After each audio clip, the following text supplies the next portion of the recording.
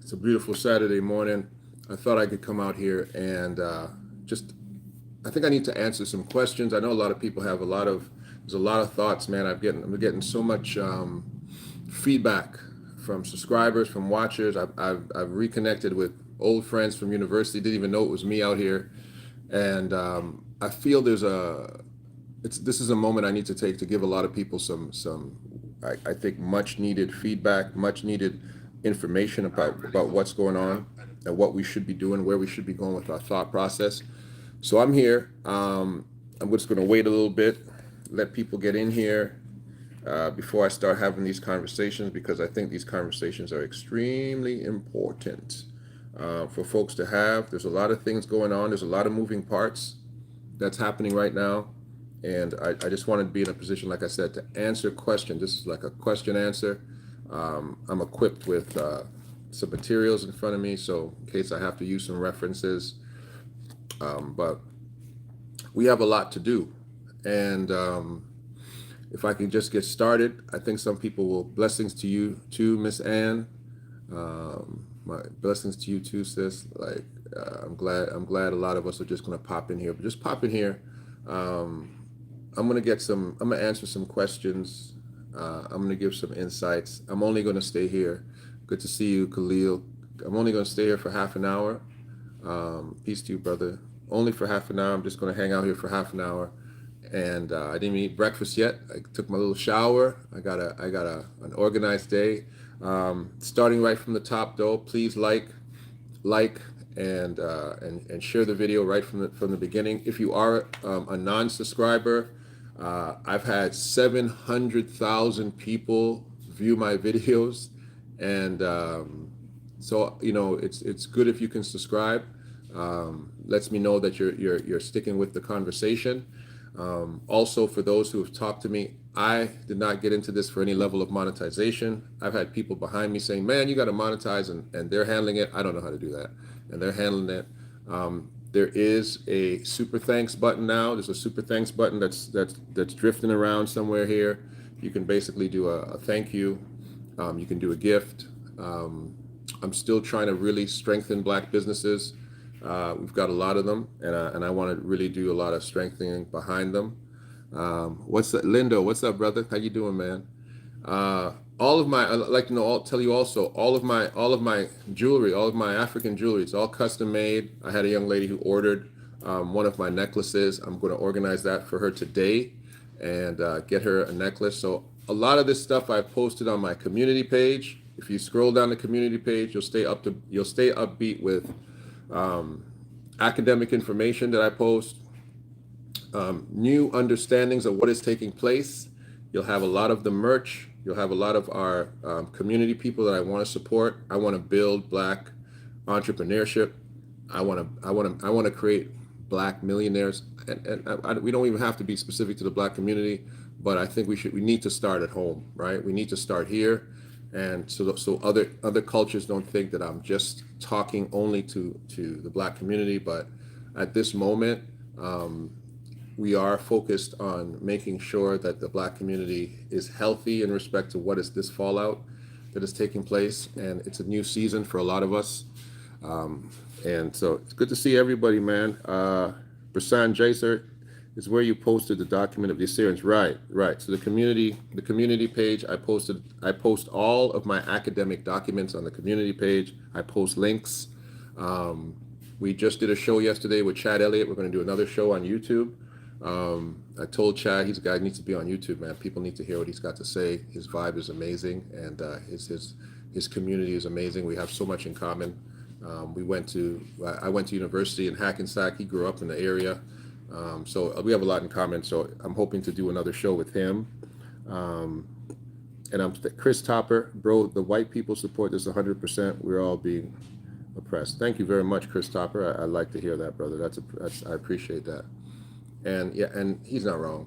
Oppression, and the word really is hegemony, can happen to any group of people when a dominant group of people are in a position to do so. And so let's talk about that. What if everything we had disappeared? Everything we rely on as a community that we rely on from other communities. What if those things disappeared? One of the things AB Promotion, what's up, brother? One of the things that I was just dealing with um, just in the last 24 hours was, what am I going to do when I can't wear Nikes anymore? You know what I'm saying? I have size, my feet are a little bigger than 15, some 15s fit. And so finding shoes for myself has been a lifelong journey, right? Size 15 and up. I have size 15 to size 18 actually in my closet, right? Um, who you personally know? I personally know that man from my hood. He moved to Jersey. That's right, Chris Mills, Chad Elliott. But I have so many shoe sizes, big shoe sizes, because I'm a big dude, and it's been a lifelong journey to find shoes my size. I just hooked up with my boy, and we're gonna do a show real soon. Glenn Harding, Skills from Fairleigh Dickinson University. Man, when I do a show with Glenn, when I do that show with Glenn, when I advertise that show with Glenn, you guys need to be on that show because Glenn Harding is one of the funniest human beings I've ever met in my doggone life. And he used to come at me. They used to call me Carlton, like Carlton Banks in university because my Canadian accent sounded so white to them. They're like, bro, like you can't talk like that. To them I sounded like a white dude, so they called me Carlton Banks. They're like, man, did you grow up in the suburbs or something? They didn't know I was. We have ghetto in Toronto, man. So it's going to be a funny show. But anyway, back to the shoe conversation. What am I going to wear on my feet? And I thought about that, and I went searching. I got to find basketball shoes. These guys want me to play ball on Sundays. I can still put it in the basket, baby. I can still put it in the basket. And, I played last Sunday. I'm so mad I did not ice my knees, so I'm still limping from a week ago. So they asked me if I'm going to play this week. I said, man, I don't have no shoes. I don't have no shoes. And they're like, what do you mean you don't have no shoes, man? You have more shoes than any human being I know. For those who know me, I got a lot of clothes. I got a lot of stuff, man. I got a lot of clothes. I drape this 6'7" body in a whole lot of elite clothing, boy. I don't leave the house looking crazy, right? So I said, no, man, I don't have no shoes, and I'm not wearing Nikes no more, and I got to figure that out. And I got to figure also how to do a clean. People are asking me where we don't see your videos of burning your Nikes. I live in Toronto, man. I got to find a place where I can burn them and not get arrested. So I'm gonna have a clean burn site. I'm gonna do a show though. I'm gonna do a show of my clean burn. I'm gonna try to find a place where we can do it safely. Because I saw some people burning some stuff. I thought they're gonna burn the house down when I saw the amount of kerosene they threw on their shoes. But I got to find a place to do that. My shoes are now collected in an area ready for that. And Under Armour. Under Armour might be a scenario too, but I'm really trying to avoid major brands. And this is the conversation I want to have with you. What if Nike disappeared? What if Under Armour disappeared? What if all these major brands disappeared? The black community, what do we have? Let's talk about that. What do we got? We have sports and entertainment. We own that space. Music, right? But we don't have manufacturing. We don't have manufacturing. How come all of us, and I want you to do this exercise because a brother said to me, stop trying to talk to black people about breaking their relationship with Nike. Stop going down that road is what he said, right? And I said to him, I said, it's a reasonable assertion from his position and probably from his age group, and we'll talk about the age brackets of who listens to me and what age brackets we need to speak to. But I said, yeah, brother, I said, that is a long road for the slave. And I'm not calling him a slave, but I'm saying for the slave man's mindset that all of us have, it's a long road to break that. But Harriet Tubman said it best. It says, I could have freed many more slaves if they knew they were slaves. And just so you get the fullness of my understanding, when you see Nike from now on, I want you to stop thinking of Nike. Don't look at the word Nike is not Nike. The word Nike is Phil Knight. When you wear Nike, you wear Phil Knight. That's what you're wearing on your chest, your shoes, your hoodies, your headbands, your wristbands, your socks. You're wearing Phil Knight. Phil Knight is the owner of Nike. You're wearing Phil Knight. Phil Knight, right? Massa is Phil Knight. That's what you're wearing. You're wearing his name. And let me explain it to you. When Michael Jordan tried to break away and start his own shoe company, what did they tell him? Michael, you don't own your name. Imagine, right? He doesn't own his name. Jordan don't own his name no more. It's not his name. It's not his name. That's his name is now Phil Knight. Phil Knight owns his name. Phil Knight says that belongs to me. Your name, imagine, your name doesn't even belong to you anymore. When we become successful, what do they take? They take your name, and they say now your name is now part and parcel with our name, so you don't own the name anymore. It's ours, and you have to start wearing our name. And you know what? We do that in life, right? When you get married to somebody, you take on their name if you're a woman. But what if it's a corporation? You don't take on their name, they take your name. That's slavery again, brother. That's slavery again. It might be the type of slavery you like. It might be slavery you could handle. Pro Keds and Pony. Yeah, we do to bring them back. So he says, I'm 39 years old. I've been calling out the media owners, Jays, for 7 years now. Our hope is that the black community can finally expose their supremacy. And I'll get to that in a minute. It's great to expose stuff. But once we expose it, what we have to realize is that we are sucking off of the breast of other cultures. And we don't have the infrastructure to duplicate our lifestyle outside of them yet. And this is where I get into the age category. I look at the analytics. I'm really big on the analytics. I look at it all the time, and because I want to understand who I'm talking to. I want to understand where most of my viewers are coming from. Most of my viewers are actually coming from the United States of America. Most of my viewers are 45 to 55 years old and older, right? The 35 to this brother here, Chris Topper, the 35 to 39-year-old, they are the next demographic down, right? So what are the four, and I'll break down all those demographics. And then the last demographic, my smallest demographic, is my age range from 15 to about 21. And the 15 to 21-year-olds actually are the most important demographic that I'm actually not reaching and not speaking to. Because that is the next generation of builders. They're going to be the individuals who build out infrastructure, industry. They are the ones either from our community that we're either plugging into another community to be their employees, or they are actually going to build industry and are going to create culture and create a corporate platform that other people will come into it. So this is key. Us at 45 and on, we are no longer part of the conversation when it comes to infrastructure builders. All we can do is give insight. So I talk to my daughters. I have 3 daughters and 3 sons. And I have one 15-year-old brilliant daughter. And I said, baby, we talked about her being a lawyer. And I said, but what I need you to do is get an undergrad in engineering. Engineers build the world. And I think, the best engineering direction, and she agreed with me, is software engineering.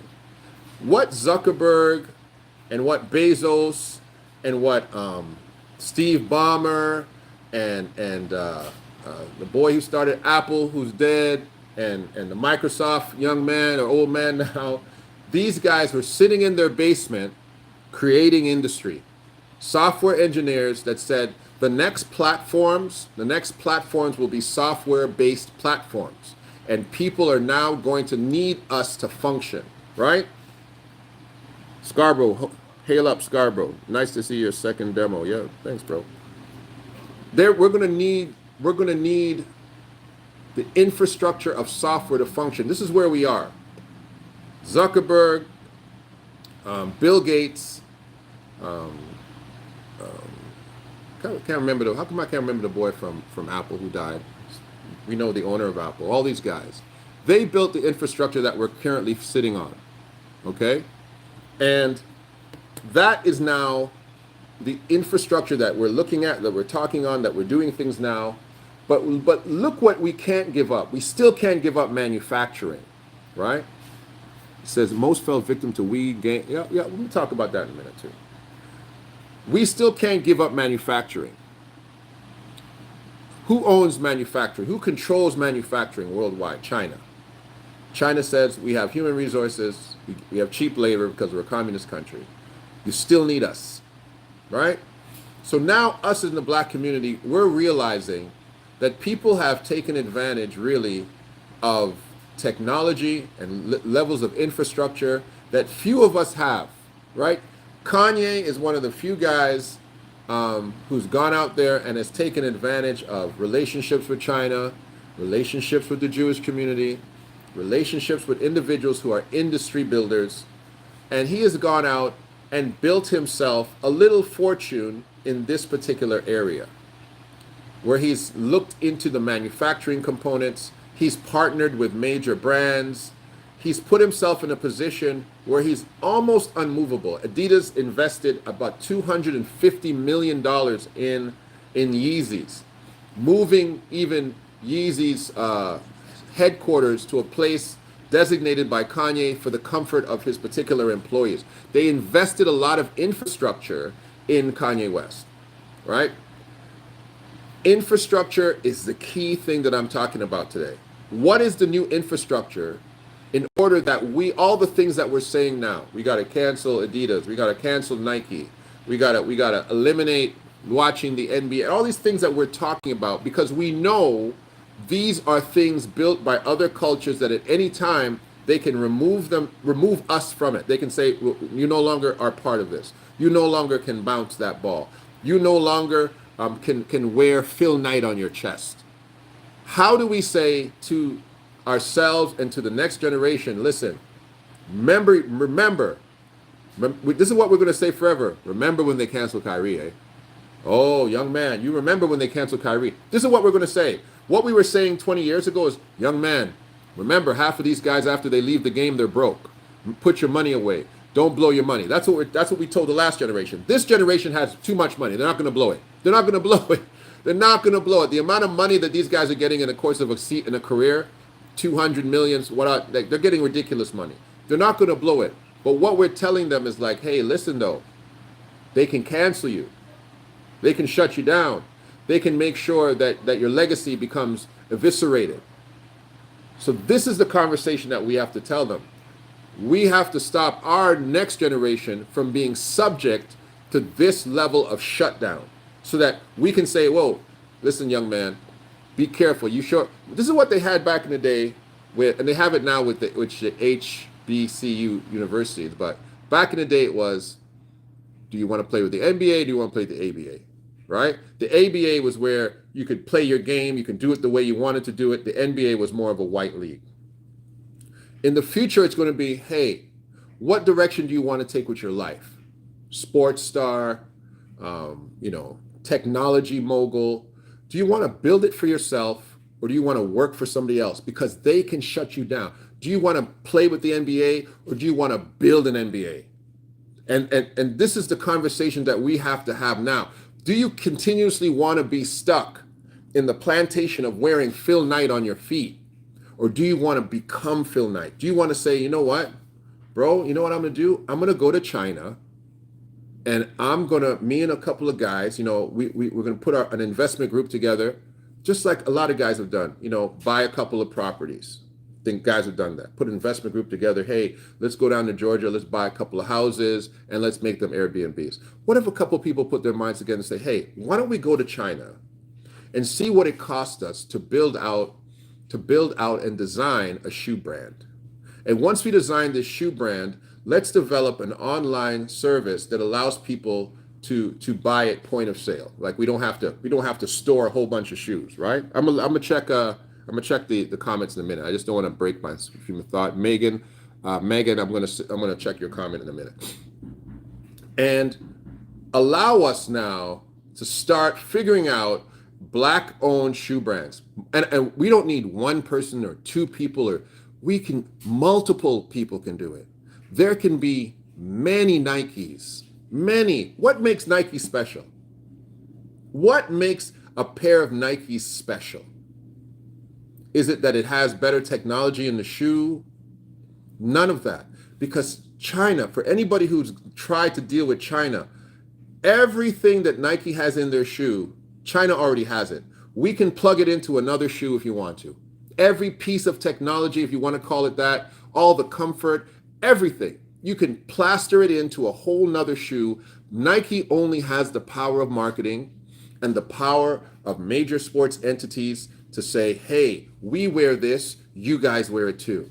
And even Nike's moving away from that because Nike sees the danger of having somebody bigger than life being able to say something crazy as they perceive, Kyrie has said, and affecting their brand. So they don't want that no more. I believe Nike doesn't want superstars to advertise them. They want the common man because the common man is going to say, oh my gosh, Nike sponsored us. Oh my gosh, a little DJ sponsored by Nike. We have a guy, his name, they call it, he has Caruza.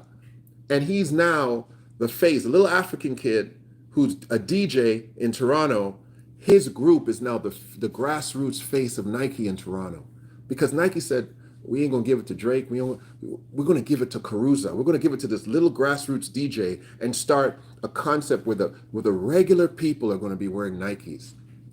And they're coming to our community to do it, an African community to do it. And they came to the African community and said, you know what? Let's go to an Afrobeats community. They're not cussing, they're not swearing, they're not living any crazy lifestyle, they're not offending us. Let's give it to them. Let's now piggyback our brand on them. Let me check some of these comments. Manufacturing here in America is going to be the new thing in the future. While the Main Street pushes electric vehicles, which we don't have the infrastructure for. Listen, don't sleep on Elon Musk. I'm gonna tell you what that's going to be in a minute. We have to build our own ecosystems from scratch. Dodge Skywalker, hiring us an ecosystem backed by a nation, not only ideas. Greetings to you too. But we have the infrastructure for manufacturing? No, we don't. And we don't have to reproduce it. Ladies and gentlemen, don't do that. China already has it. It's already there in China. And like I said, the new industries that we are going to create are better infrastructure. This is going to become better. Software engineering is going to become better. Somebody's going to have a better version of this. And hopefully it's us. But China, manufacturing, you can never get rid of it. We've got billions of people. You need to churn out products. We can always go make relationships with China. We can do that right now. We don't need to start building factories from scratch in America. We don't need to do it. Americans don't need to do it.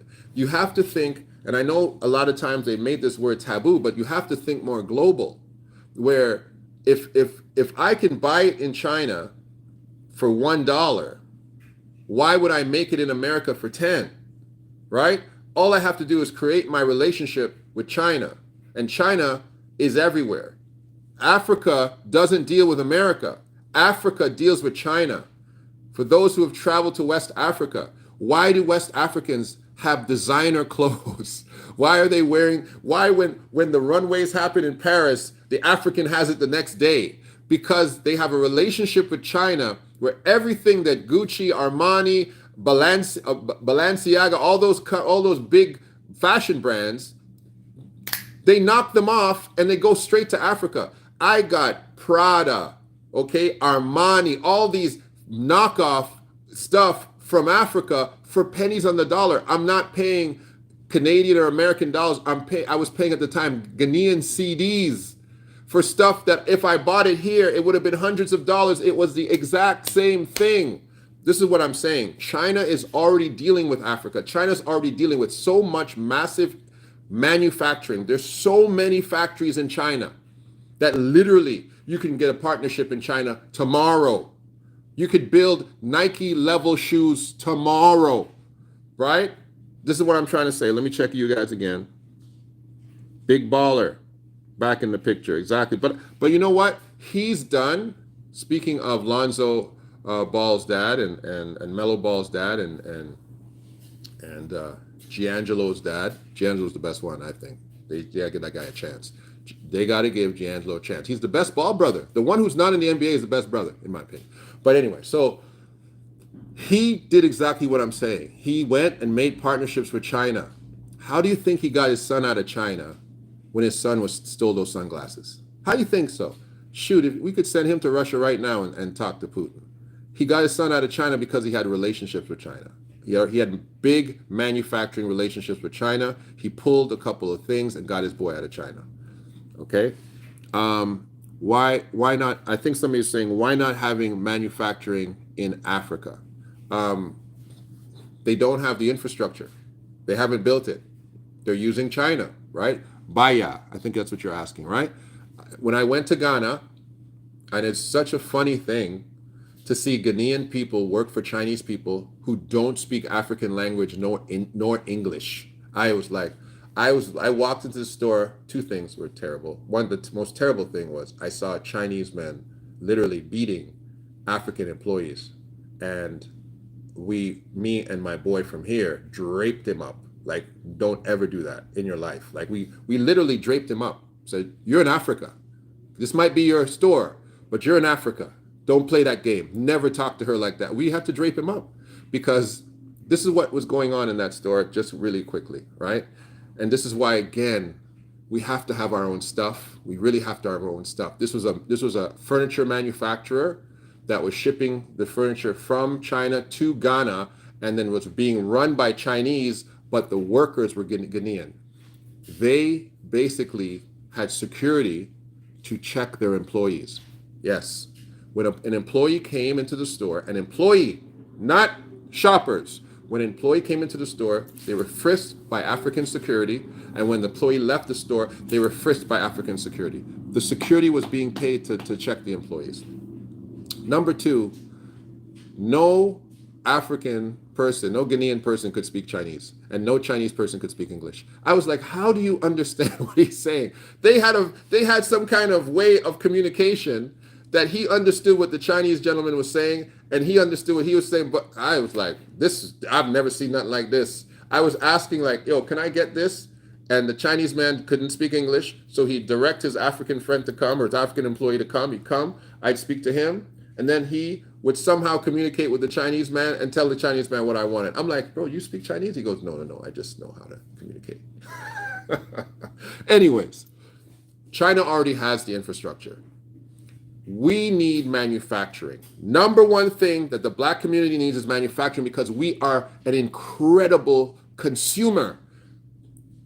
What are Black women doing now more than ever before? Cosmetics, nails, hair, eyelashes, whatever. They're beauty products. They have unlimited. I think the Black woman is actually the largest entrepreneur in the Black community at this time. I don't have metrics for it right now, but I will bet my bottom dollar that the Black woman outperforms Black men of her demographic in small business. If she had a direct relationship with China, some of the products that she is getting and utilizing and redispensing would be cheaper. I'm saying that manufacturing is already done in China. We have to create manufacturing connections. Let me see what you guys are saying, and I'm going to move on to my next topic. Why won't we start manufacturing in Africa too? The two biggest reasons is the infrastructure and, unfortunately, the corruption and quality control, right? Quality control is major, right? China has lots of competition. So quality control is something you can say, hey, I don't like how you made that. I'm going to the guy across the street. Since Africa has not really perfected manufacturing, they've become the middleman for China.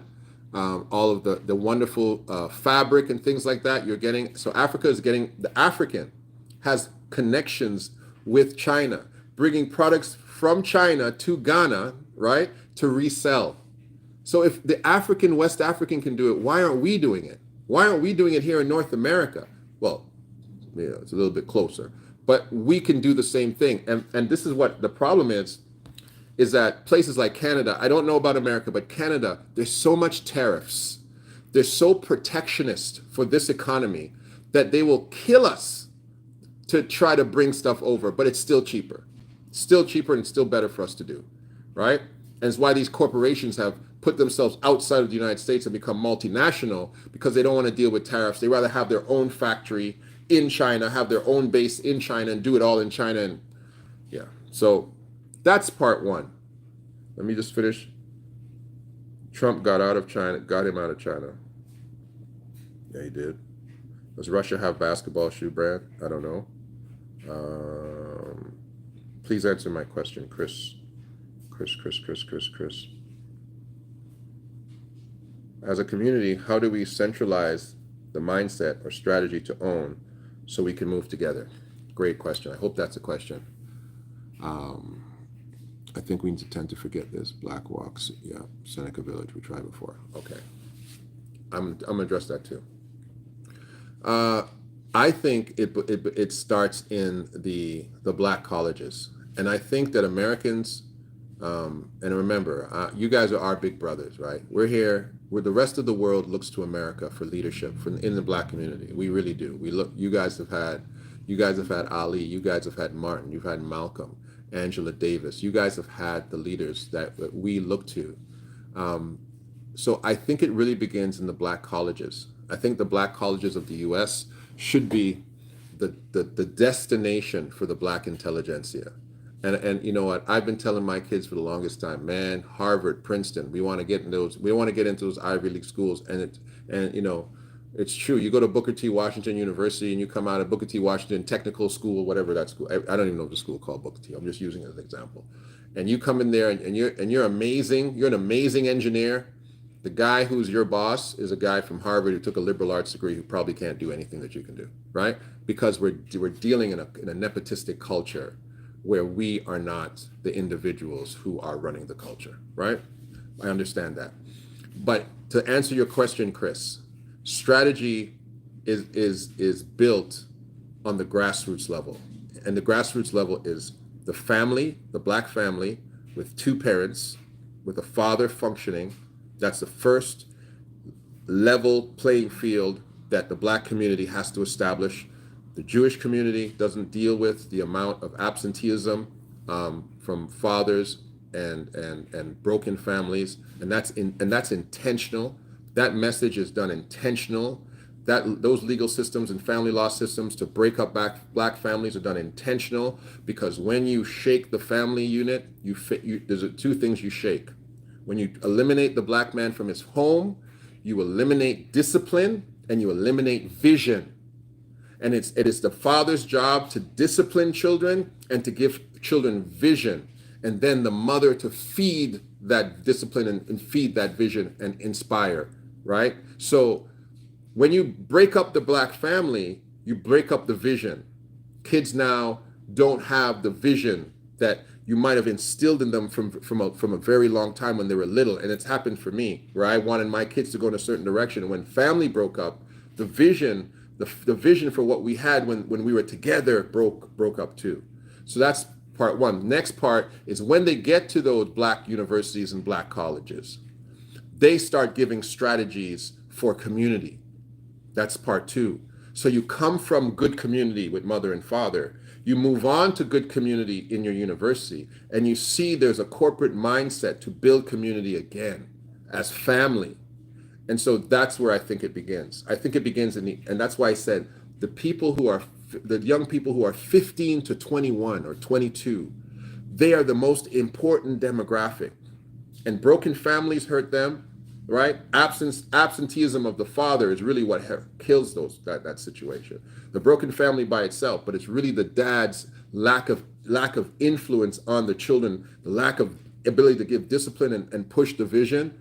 I think that's very, very important. I think that's very, very important. And then when you move on to these black colleges that I think are the only places where you can have a macro and corporate mind that's building black community together, hopefully, I think that's where it begins, Chris. Just to answer your question, that's an opinion. Okay. Much of the intellectual community has been overwhelming. Let me wrote down.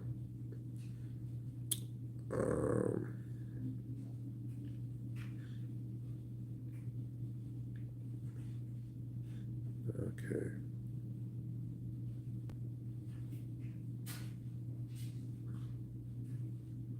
I'm planning to do business in the South, and many Americans are already doing business in Africa. Africans are well trained in manufacturing products, especially clothing and building infrastructure. Guys, you're preaching to the choir, bro. I moved to Ghana for a year for this purpose, okay? You're preaching to the choir, okay? So if you haven't done it, you better go there to visit before you jump into this thing. And let me, if you want to, I'll give you a very quick briefing on what it means to go to Ghana, which is the best country in Africa for this, and try to build infrastructure. Number one, you arrive in Ghana, you're on the ground in Ghana, and let's assume you don't have to worry about your lodging. You have a place to stay, right? And you're good. And let's assume you have some money in your bank to last you a few months, right? Because you're better. Number one, you cannot drive in Ghana unless you are a Ghanaian. You cannot get a driver's license, nor is it legal for you to drive a car. So you're going to be Ubering everywhere. It's okay. You got money in your pocket, right?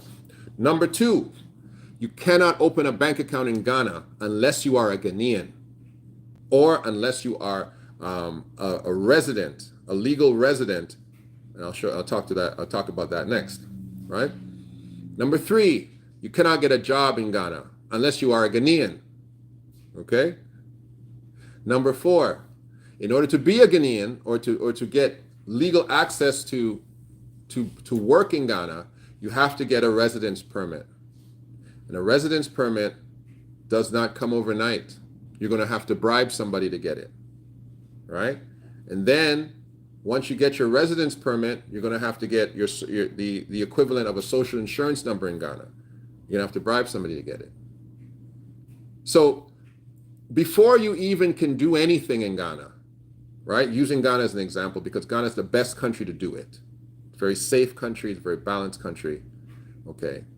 You have to have a lot of legal scenarios that need to be in place before you can be legitimized in Ghana. And let me tell you something. Don't think you can skip the system.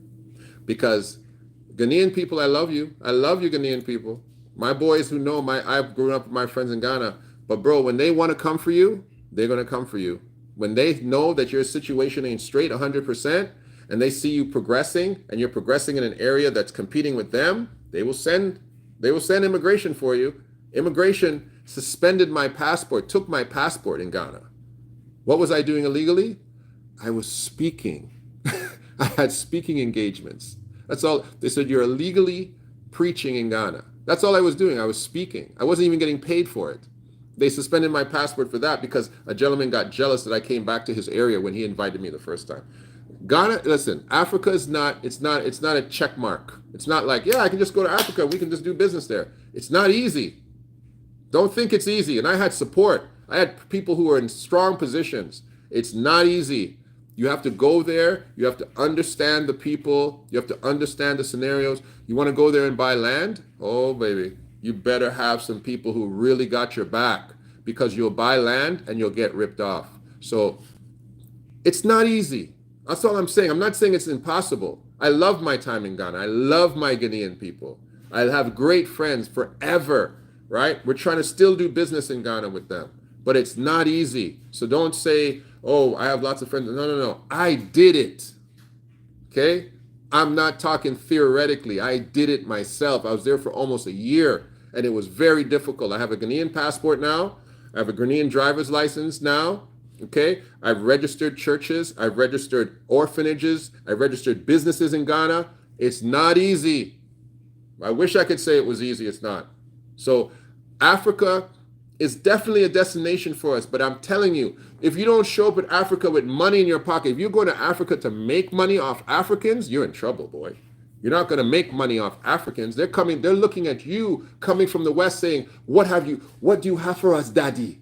Daddy, help me, daddy. That's what they're going to, you come in there thinking that you're going to do something and make African people make you money. You know, it don't work like that.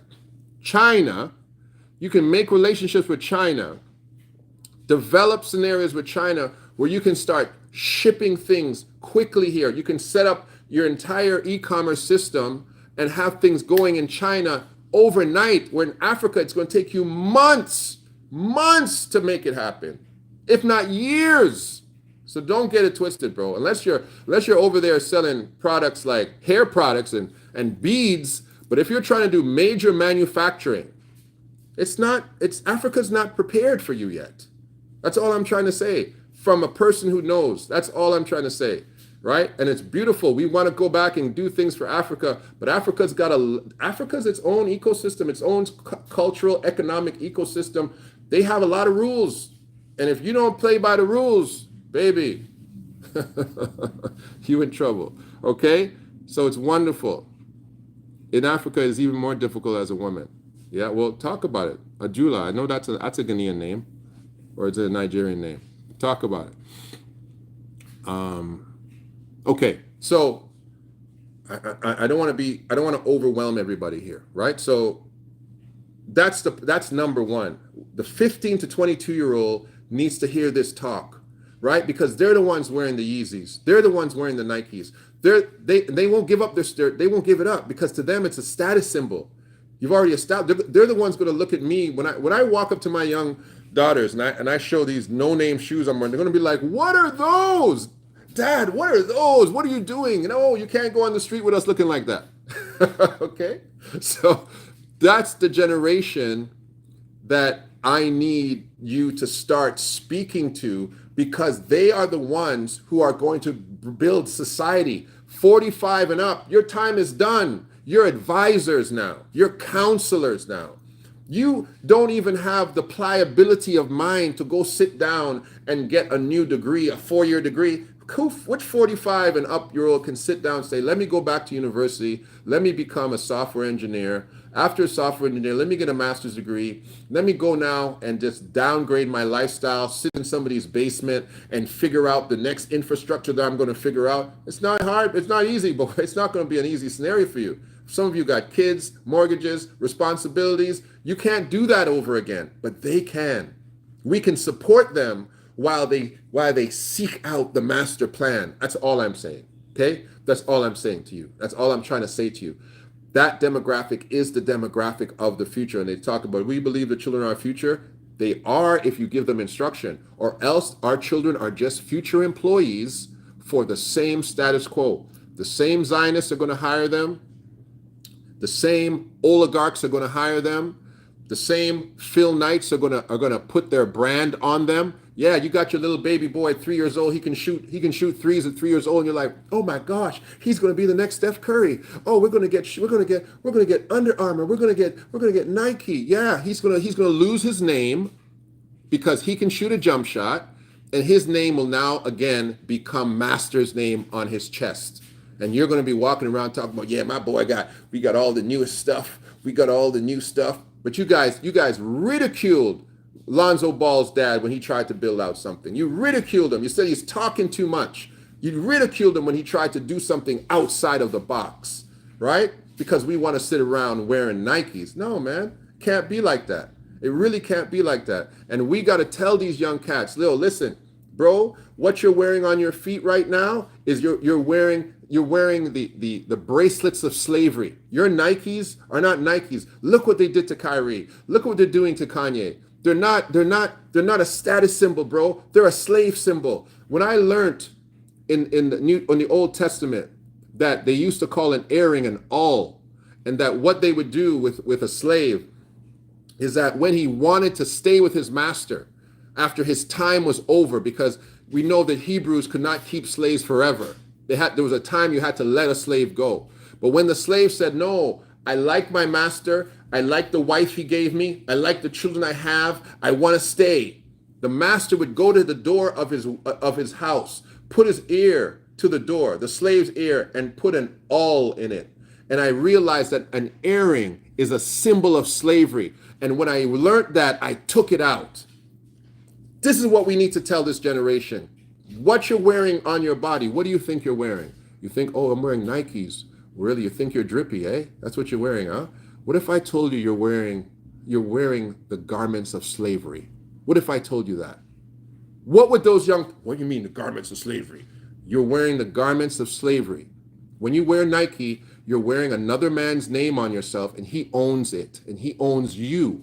It is the symbol of slavery. Who would walk around here wearing Massa Kennedy slave? Who would walk around with a sign like that?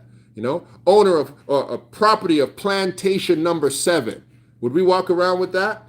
We wouldn't, because our minds are built to reject that. Our minds need to start being built to reject guys like Phil Knight talking about, yeah, I think our relationship with Kyrie Irving is finished. Yeah, I think it's done. Kyrie Irving already ended your relationship when he said, Mr. Knight, that your shoes were trash. But you now piggybacked on a fake anti-Semite campaign and a fake campaign to basically ridicule Kyrie Irving and drag down Kyrie Irving, and you became now a champion of social justice. You know, Nike can't have any relationships with people who speak like this. Kyrie never wanted no relationship with you anyway. He told you your shoes were trash. He told people not to wear them, not to buy them. Stop this, right? But see how the narrative changes for us, ladies and gentlemen? Let me just read, and I'm going to get out of here. Let me see. What are y'all telling me? Thank you, Amala. So I'm going to tell you right now, you're not going to convert everybody. Okay? You're not. You're not going to convert everybody. And don't get upset about it. Some people are going to stay on the plantation. But some of us need to say, you can stay on the plantation. I'm going to love you, but I'm not staying on it with you, bro. I'm not staying on it with you. And it starts really small. What did I give up this week? Huh? I gave up playing basketball on Sunday because I don't have shoes. I just gave up something small. I made a stance on something small, right? And I said, hey, bro, I'm not wearing Nikes no more. Yeah, I'm not wearing those shoes no more. I got to buy new shoes. Word? Yeah. And the conversation begins from there. What I tell my kids, I'm going to say, hey, guys, we're going somewhere. Where are you going? I'm going to burn all my shoes. What, Dad? What do you mean you're going to burn all your shoes? Yeah, I can't wear these anymore, guys. And the conversation begins from there. Right? The education begins from there. When children start seeing, whoa, my dad. When my little daughter, she started looking at this YouTube and she's like, Dad, you're going viral. You're going viral. And I said, yeah, so what? Dad, that's the money. That's a big bag. I said, stop thinking about money. It's not about money. Going viral is not about money.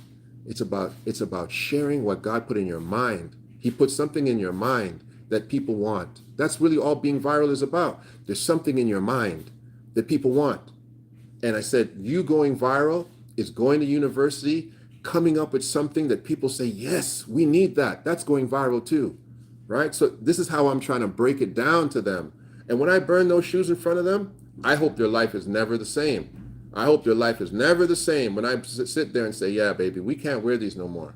Because this is an example of our people being enslaved for years. And I don't know what you're going to do with your Jordans and what you're going to do with Michael. I don't know what you're going to do with him, right? I don't know what you're going to do. I love Michael Jordan, but there's a time where we have to simply walk away from the plantation and say we can't do it anymore. And again, you ain't going to convert everybody. Some people are just going to say, I'm not about it. And it's true. Ramtaz, idols. No more idols, right? Get on TikTok and reach a younger demographic. That's true. People have told me that, but I got to say all this in 3 minutes on TikTok. I got to say it real fast on TikTok, right? That's all I got to say for us today, all right? Unless you guys have any questions, that's all I have to say today. We're trying to continue in the mindset that, listen, Kyrie, he sparked the match, right? Kyrie is not our God. We're not worshiping Kyrie. We're supporting him. He's one of our community. He's a brother. But we have to start building. And we have to start now using this momentum to continue conversations. And it's just conversations, ladies and gentlemen. Okay? Let's continue the conversation. Thank you very much. Thank you for your time. Again, there is a scroll button on the bottom. It's a thanks. It's called Super Thanks. You can do a Super Thanks. And if you want to give a donation to the page, I appreciate it very much. On the community page, I've listed all my links. I don't have to go about them again. And I hope this new book that I'm trying to put together comes out in a fashion that we're able to see the origins of man. And because this is what all this is about.